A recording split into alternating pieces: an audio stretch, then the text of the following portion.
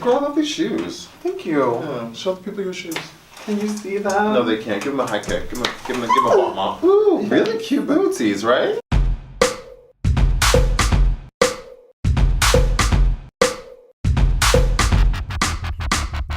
What would we do without the gay boy? What would we do? What would we do? Happy Monday. Happy Monday. This week we are tackling a new kind of, I guess, sexuality that's coming about. Yeah, I guess. So we're talking about this idea of straight men who are mostly straight. It's interesting, we're not straight men here, so we didn't bring anyone in this time to give us their perspective, so maybe that's a little unfair, but deal with it.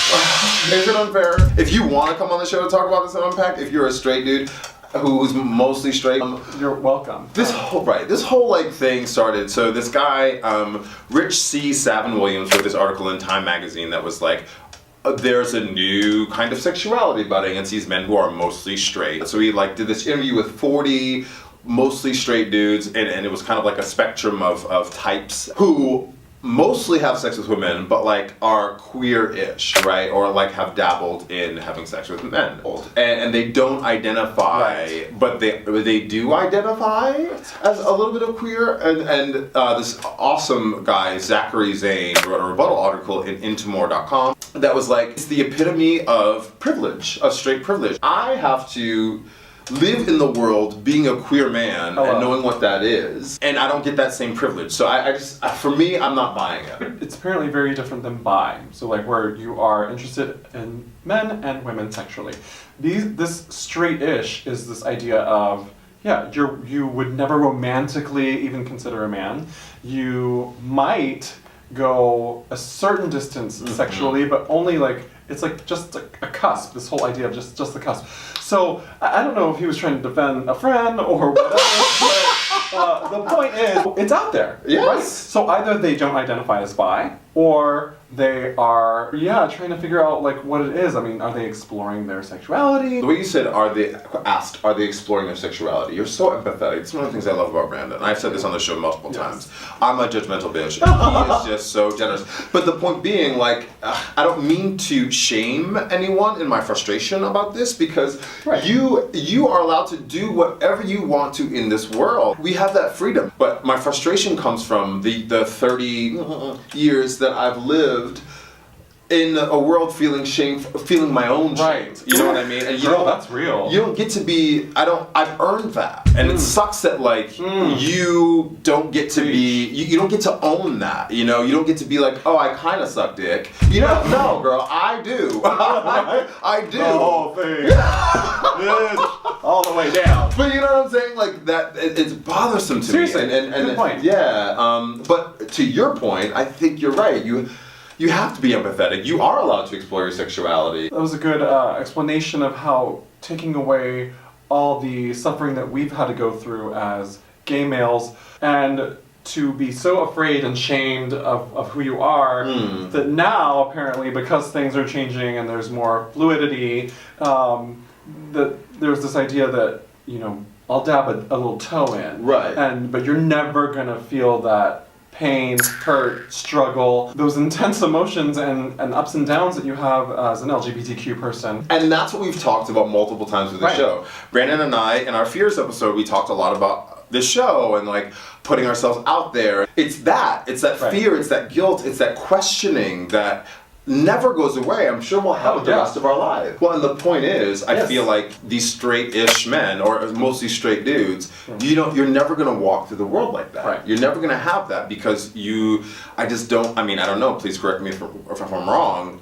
you're never gonna come out and be like, I'm a mostly straight dude, I sometimes take it in the butt. You kind of referenced the idea of pegging. Oh boy. And it's so funny because that made such a impact on you, and I was just like, I was fine with it, but you felt like, explain. So pegging it's a straight couple, and a woman has on a dildo, and she's like, having sex with a dude, right? Here's my thing. Yes. You don't get to rename, call what you want, whatever, pegging.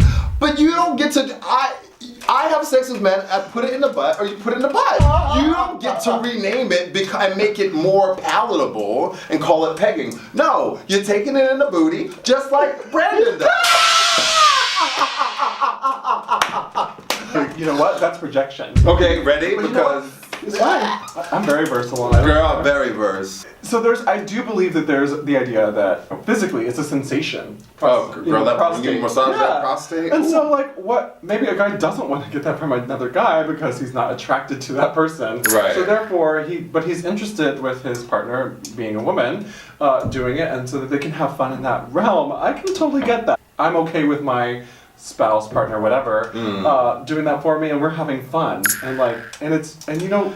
There's so much to unwrap. Empathy. And there's so much to unwrap about that. We're neither of us are sexual psychologists, so we don't know, the TT about this. Right. But there's something to say about like enjoying kind of experiencing sex that's continues to go outside the box, keeping it fresh. You know. Yeah. No, you're right. And again, like we said earlier in the episode, all of that is my own bullshit. It's my own thing, my own shame. And there's another article, I forget who it's by, but bud sex was a thing, right? Dudes in rural communities are having sex with one another, and it was like predominantly white men, but they were like, it's my buddy who I'm having sex with. I'm not gay, I'm straight, but I'm getting it in the butt with my friend, and I'm like, no, baby, that is gay. Yeah. It's fine if you want to call it whatever you want to call it, but that's gay as hell. That's gay as hell, and it's okay.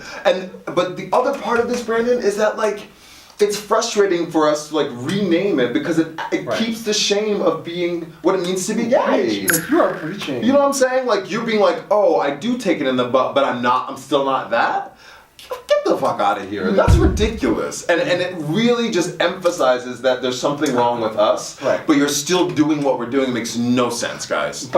And that said, we are also going to take a moment to think about how in those communities, most likely anything that's LGBTQ related is not even either not a conversation at all, or not seen, or if it is, it's maybe against it, and so those people are not ever going to be able to have that comfort to feel like maybe even a centimeter of making that step into identifying as gay or bi or whatever. Yeah. We are a good balance because I will come out here with a flame like those people in Charlottesville. Like, gay! And Brandon will be like, okay, let's calm down. Having that peace dove. Thank you.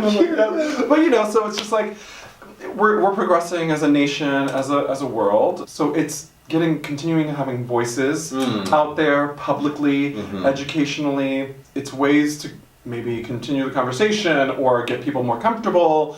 So I think we need to all have that perspective, that open ear, that open heart. Talking about these articles that we're talking about, that is how you start the conversation, right? That's how you start to bridge the gap because you're looking at maybe they're a minority of people, but they exist. And so instead of thinking about it in this like, me personally, this like negative way, I think other people are looking at it with optimism. They're like, oh, there is the Kinsey scale, right? There is a spectrum of people, and nobody's completely heterosexual, nobody's completely homosexual. We all land on the scale. We should take that test. I actually want to take that. Yeah, let's find out. I want to know. I do too. I would like to. Why not? We'll find it. What does it entail? Right, that's what I'm wondering. But yeah, so like I will respect you because, as you well know, when you've been put down or not accepted, you definitely don't want to do that to somebody else. So I'm not going to do that in this situation, but I'm going to, like Delon is doing really well, question it, the whole true perspective. Like, let's see it all from all angles. But let's make sure that you didn't discredit the LGBTQ viewpoint. And like you said, like the struggle that it is, that you can't just go out and be like, oh, there's this new sexuality, It's like, hold the phone. Let's be thinking about everybody. Thank you for tuning in to this episode. If you have anything to say on it, please email us or comment agendabegay@gmail.com. This little episode does not entail everything for this topic, Absolutely. So we want to continue it if necessary. Yeah, and until the next time, remember to subscribe. Please. Yes. This has been Whose Agenda? Your agenda. My agenda? Our gay agenda. I looked at that camera. You too. Good. What would we do without the gay boy? What would we do? What would we do?